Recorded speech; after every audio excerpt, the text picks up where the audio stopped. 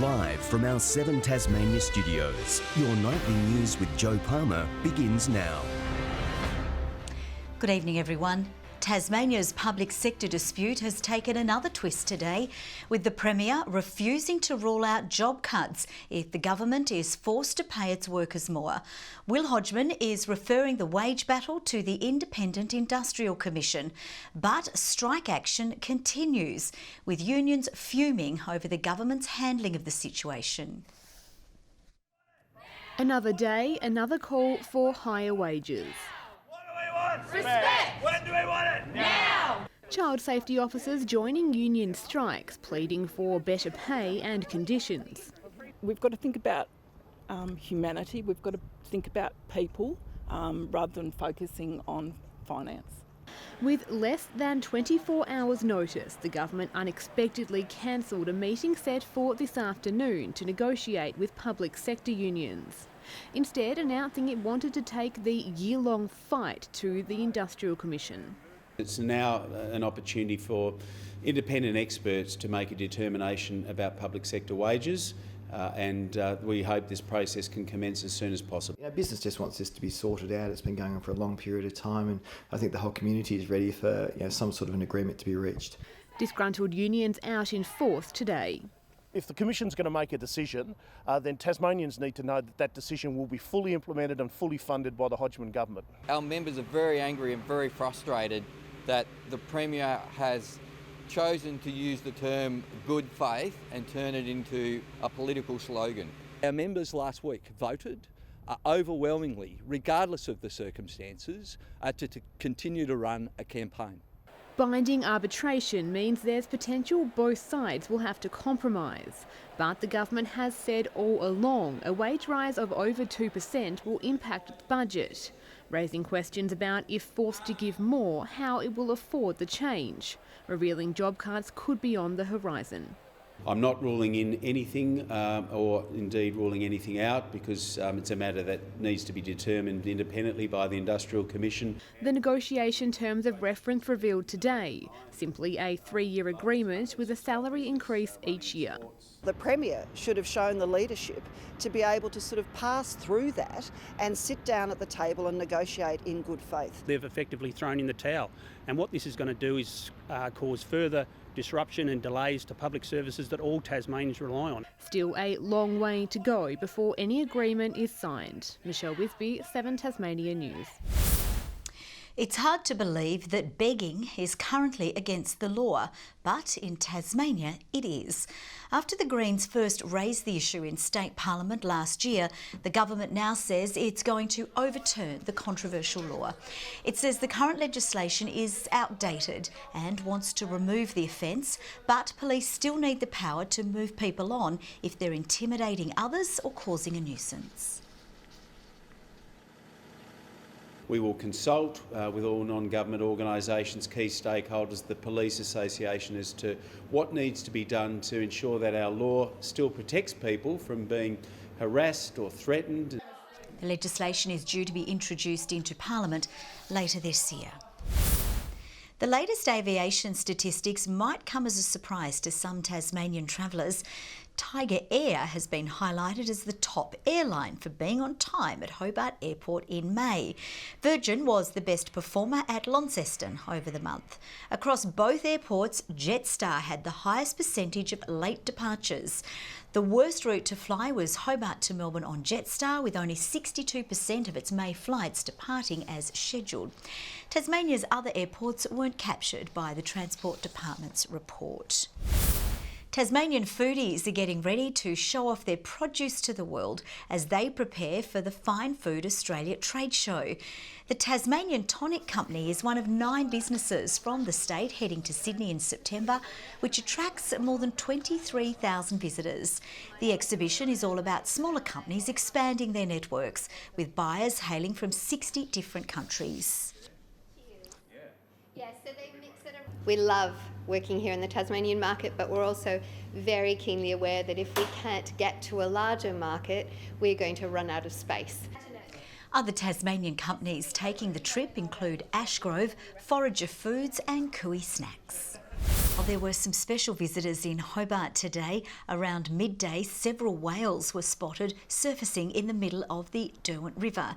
They swam all the way to Sandy Bay before turning back. We counted at least 4 whales in the pod, and authorities believe they are humpbacks. A reminder, if you sight whales or dolphins in Tasmanian waters, you should notify the whale hotline. Tasmania's wine and tourism industries are toasting a new partnership aiming to develop local cellar doors. The state's peak wine body says now is the time for Tasmania to take advantage of its burgeoning brand. We've all heard how bubbles are booming in Tasmania. What you might not know is there's a dollar-draining gap between making the wine and creating a commercially successful cellar door. Their winemakers are artists, so they make a grazing grape produce, or they're farmers and they produce great, outstanding grapes. Tourism doesn't necessarily come naturally. Around 1 in 4 tourists to Tasmania visit a vineyard, which is on par with our cool climate counterpart New Zealand. But Wine Tasmania says we can get the edge by better integrating with the tourism sector. That's why the two industries are formally teaming up for the first time.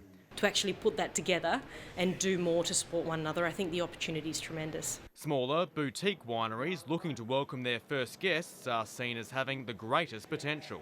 Having the opportunity to get somebody coming to their front door, talking to them directly about their wines, hopefully building a bit of a relationship and a bit of loyalty means that you can keep selling wine to those travellers and to those wine lovers.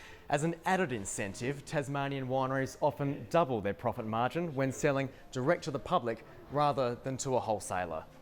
And the good news for you and I is if you just like drinking wine, then this way you also get it fresh from the source. The measure that we're ultimately going to measure our success on is the number of people who are going to wineries. As it stands, the benchmark is 300,000 visits to cellar doors each year. Tom Johnson, 7 Tasmania News. The job can be extremely dangerous, but it didn't stop more than 700 people putting their hand up for a spot in the Tasmania Fire Service. Only 15 men and women made the cut, and today they had a first-hand look at the tough work ahead. It's a situation firefighters must be prepared to face every day. They're called to a burning building, with officers frantically trying to determine if anyone is trapped inside. Watching on at this demonstration were the next generation of firefighters. After receiving over 700 applications, 13 men and 2 women have been selected for training. It's a great job, it's a great opportunity, and yes, there are some elements where there may be some risk involved, but our training is elite. Recruits will learn a variety of things, from putting out fires all the way through to working in confined spaces. Training officers say it's designed to prepare them for the realities of the job. In all emergency services, you're exposed to some things that, some things you never unsee. Expectations are high, with regular testing occurring throughout the course. If they're not up to scratch, well, then unfortunately, that'll be the case, that they will be potentially 1, 2, 3, whatever it is, that'll fall out. The 15 recruits aged between 26 and 40 come from a variety of different backgrounds. Some were firefighters on the mainland, while others have come from differing careers, ranging from hairdressing to the military to a former round-the-world sailor. It's really pleasing to see that that we're getting that type of diversity within the workforce. John Hunt, 7 Tasmania News. Our next story is a load of rubbish, and it could be powering your home. Beneath the mounds of landfill at Launceston's Tip lurks a huge supply of methane, and it's a gold mine when it comes to energy. It looks like a big green box with a chimney, but there's plenty to gas bag about at this tiny power station. Where we're at today, it consumes methane from the landfill. We turn a waste product into something people can actually use, power. The methane is buried under decades of old garbage. It's pumped through a network of pipes into a combustion engine, creating nearly 26,000 kilowatts a day. And while that might not sound like much power, you're probably looking at 1,200 to 1,500 homes a day. The site has been running since 2007, but the City of Launceston wants the public to think more about problem solving when it comes to waste. Talking rubbish will be just one of the topics at this weekend's Resilient City Symposium. There are ways to do better at this. There are ways to become more sustainable. There's a waste hierarchy up there, and one of the things is just avoid some of these things, like the soft plastics. Each year the station removes an estimated 15,000 tonnes of CO2, a big achievement for a big green box. We hide it very well. No one knows it's here. Sean McComish, 7 Tasmania News. Organisers of the Festival of Voices are in final preparation ahead of Friday's opening night. Over 17 days, voices from a variety of genres will be celebrated. More than 130 events, including 50 free performances, will take place across Hobart and the East Coast. The event director says singing has a number of health benefits. A lot of research around the benefits of singing. When we sing together as one, that's when you get the most benefits, and that's what we celebrate. Organisers are expecting more than 30,000 people to attend the various shows. To the TSL, and Lauderdale coach Darren Winter has taken aim at AFL Tasmania, with several of his best young players once again unavailable to play due to the state's representative program. Clarence also in the same boat ahead of a tough test against Launceston at Windsor Park.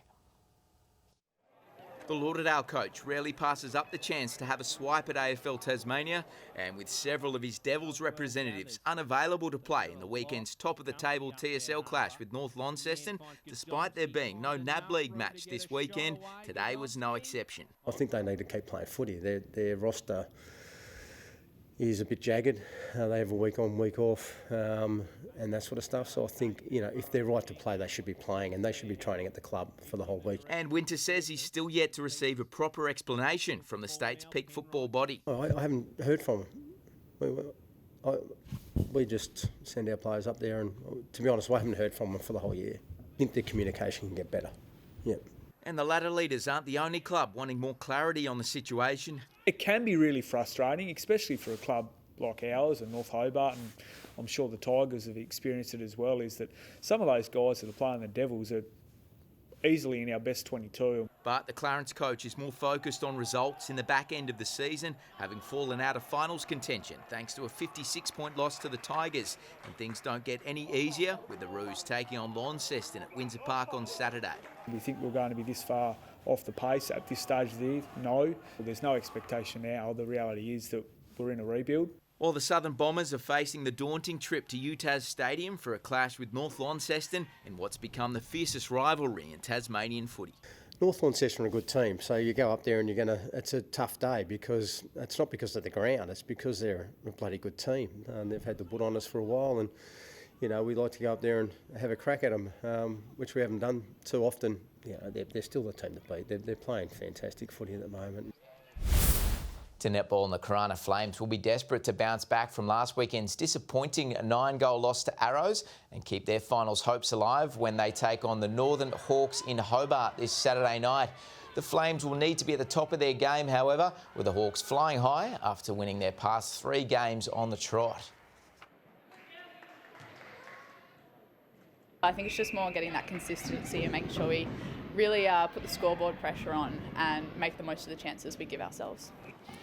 Meantime, some of the state's best young players battled it out in Hobart today for one of 2 regional high school netball competitions, with the top sides from the south and north set to meet in the state final in Launceston on September 18.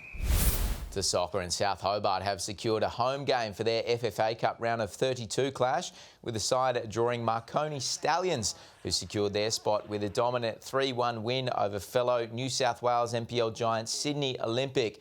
The match is set to be played on July 23, with Blunston Arena the likely venue due to insufficient lighting at South Hobart's home ground, Darcy Street. Good evening. Cool and cloudy today as most temperatures stayed above average. Hobart and Launceston 13, Devonport a top of 14 degrees. The Bass Strait Islands had our high today. King and Flinders both on 17.